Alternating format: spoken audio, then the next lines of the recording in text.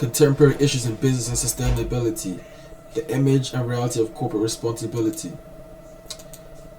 A brief background of Shell. Shell is a UK company which specializes in powering and fueling the UK's industry, transport and homes. It was founded by Marcus Salmon, who had a fond interest in selling antiques, in which he planned to expand by purchasing and selling oriental seashells, as well as capitalizing on the growing popularity towards interior design industry. He soon passed away and would have to pass his company to his two sons, who became to have an invested interest in the oil exporting business. They faced issues as they began, but were able to use clever techniques in order to combat the issues they faced. During the early 1900s, they began to revolutionize the industry, which allowed them to be able to transfer more barrels of oil, which was achieved by the merger with voyage companies. Shell was able to continue to expand through supporting the war effort, which exacerbated their growth. Further growth was achieved through early acquisitions of companies, but unfortunately during this period in the early 2000s, the price of oil reduced. This required Shell to develop some innovative drilling methods, which allowed them to rise to prominence and would be recognized as one of the largest suppliers of oil and gas, which has been maintained till the present. Brief background of Shell CSR. Since 1997, Shell have had an invested interest in transparency and sustainability reporting. The goal is to ensure business done in a clear and open way, which should be shared sentiment throughout the industry. Shell's main focus is to achieve a net zero carbon emission by 2050. In order to achieve this goal, there will be a collective effort through working with customers, government, industry partners to help decarbonize transport and industry. Shell aims to devote its entire business operation in order to create the right conditions for low carbon choices while increasing the supply of low carbon emissions. Shell are also aware of the negative impacts of their business operation. The business operation costs with a daily consumption of 25 million barrels of oil per day to operate cars, which has led Shell to become one of the world's leaders of suppliers of oil to mobility. Shell is also the leading supplier of liquefied natural gas and is aware of the social responsibility they have through supplying of LNG can help to reduce lower emissions. Shell is trying to tackle the issues and the use of conventional fuels to more modernized methods such as energy efficient technology and tackling methane emissions, with a goal set to achieve a net zero by 2030. Application of traditional CSR theory to Shell CSR. Applying traditional corporate social responsibility theories to social CSR practices involves assessing how well Shell aligns with the core principles and frameworks of CSR. Traditional CSR theories often revolves around the fact that businesses have responsibility to not only maximize profit but also ensure they have a positive contribution to society and the environment's Carroll's CSR pyramid. Carroll's pyramid suggests that CSR has four major layers: economic, legal, ethical, and philanthropic responsibilities. When it comes to economic aspects, Shell's primary responsibility is to generate profits for its shareholders. In order to achieve this, Shell participates in conducting its oil and gas operations in a manner that aims to generate financial sustainability for its shareholders. To ensure that Shell conducts itself efficiently, managing its resources, optimize operational processes, and pursuing investments in long-term strategic goals. Legally, Shell must comply with laws and regulations in all countries that it operates in. Shell operates in a highly regulated industry. As a result, it must adhere to all the law and regulation, each environmental, health and safety, labor, anti-corruption laws in the country which it operates. Shell also must adhere to necessary permits and licensing required to operate, as well as adhering to environmental protection standards and ensuring workplace safety. Ethical. Beyond legal obligations, Shell should be aware of their ethical responsibility as they continue with day-to-day business operations.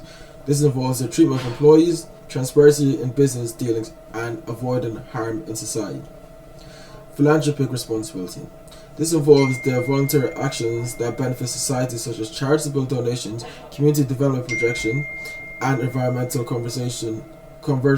conservation efforts. Shell engages in various philanthropic initiatives, supporting educational programs, environmental conservation, project and community development initiatives in area where it operates. The application of Carroll's CSR pyramid emphasized the fine margin that companies have to operate, making it really difficult to adhere to both economic and legal responsibilities without being detrimental to their ethical and philanthropic responsibility. CSR switched the focus on which we consider a successful company, as there is more components of value rather than strictly focusing on sales and profits. Now, the Bain Matrix. Although Shell commits to operate in a more sustainable manner, the ultimate goal for companies will always be to ensure profit making and capturing more market size. The use of sustainability reports as propaganda is an attempt to cover the irresponsible CSR activity, which has resulted in Shell facing issues. An example of this relates to climate change. Shell annually invests billions into renewable energy with a stated goal of cutting out carbon emissions by 20% by 2035 and 50% by 2050. This outlay makes Shell the highest company in renewable energy investment, but still remains a low sum in comparison to its annual investments. Shell remains the worst rated company for carbon emission management because of its fossil fuel investment, and they continue to mislead customers through the use of advertisement, publishing of CSR reports. Shell also remains responsible for several oil spills, responsible for a major oil spill in Nigeria, which destroyed the livelihood and polluted the waters of an entire community. Greenwashing. Greenwashing is also a major concern of Shell, as the company claims to be spending 12% of its annual expenditure on renewable energy solutions. Through investigation, the reality is that Shell only contributes to 1.5% of its entire expenditure on solar and wind generation. Another alarm issue is that operations undertaken by Shell that are supposed to be CSR compliant and contrary to reports and actually have a negative impact on climate change. Shell continues to manipulate the public through greenwashing, as well as not being fully transparent on the fossil fuel activity. Environmentally, Shell continues to play a major negative role. Shell is focusing on environmental friendly products and services, disclose a range of products that actively work in order to combat climate change, such as biodiversity, circularity, waste reduction, water consumption, and hazardous waste disposal. Shell produces and are involved in the electronics industry. As a result, Shell continuously expose really harmful toxins such as PFC, brominated flame retardants, or phthalates. Critical CSR model of Shell. Shell's CSR activities have been designed to complement its core business practices rather than deflect from them. Example: Shell's investment in renewable energy project are implementing energy efficient measures, all align with Shell's long-term strategic goal, as they focus on diversifying the energy portfolio and reducing carbon emission, as well as developing innovative alternatives to fossil fuels. Embarking on a new venture requires support in order to mitigate risk, which is allowed with Shell's business model. As they tackle climate change and prevention of degradation of society, garnering support from communities can help to mitigate risks associated with environmental projects, social unrest, and regulatory scrutiny. Shell's CSR activities serve to enhance sustainability and the resilience of Shell's core business model. CSR activities can be a good way to manage their reputation by engaging in philanthropic initiatives or promoting sustainable activity, which is evident by Shell, who provided more than 27 million to companies in Africa and South Africa as they support social enterprises and institutions to maintain performances.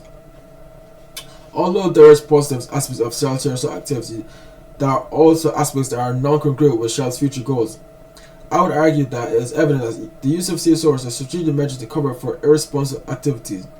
Firstly, publishing CSR reports which overstate their investments in renewable solutions, and then understating their financial contribution to maintaining the oil and gas output through innovation and expansion. It is clear that Shell's CSR activities are used to deflect attention away from the controversial aspects of Shell's core business practices. To emphasize this claim, historically, Shell has been complicit in unlawful arrest, detention, and execution of 9 men in Nigeria, in which they work closely with the Nigerian government, which they choose to do nothing about. This is a clear violation of human rights, which is their social imperative to act against such inhuman acts. Furthermore, due to Shell's financial power, this allows there to be a major disconnect between their core business operation and their CSR influence in legislation and climate change conventions by having members on committees or fund integral legislative members in order to inhibit the establishment key legislative bills that would drastically hinder Shell's ability to continue to be profitable. Clear evidence of this is reported by the Guardian, who reported that Shell spent approximately 7.3 million in political lobbying during 2021.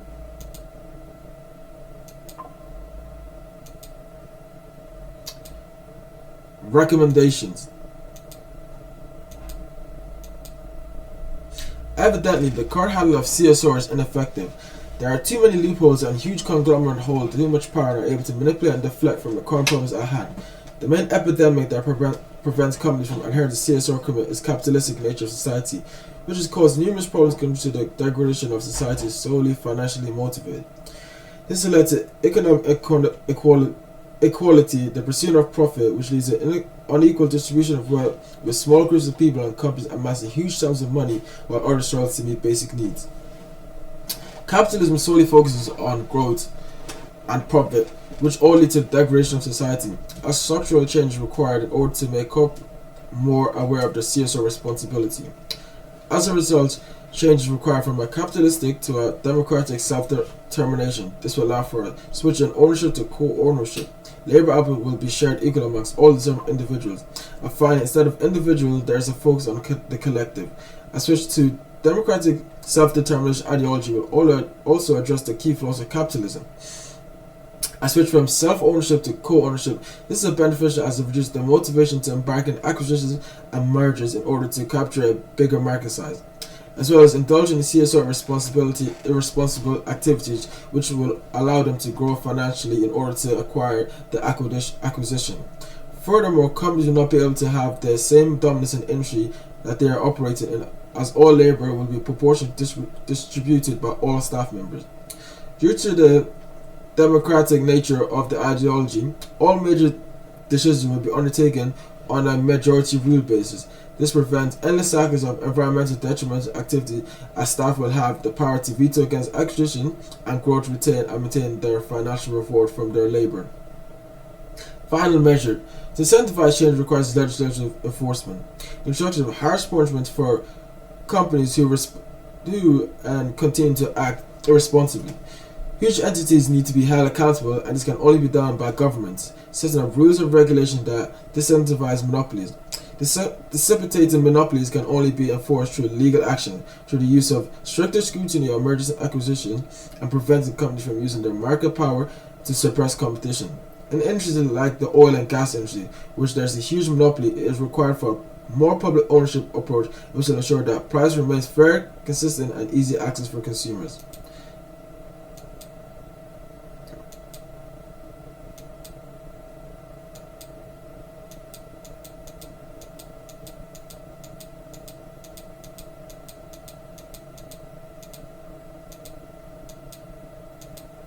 Thank you for listening. The end.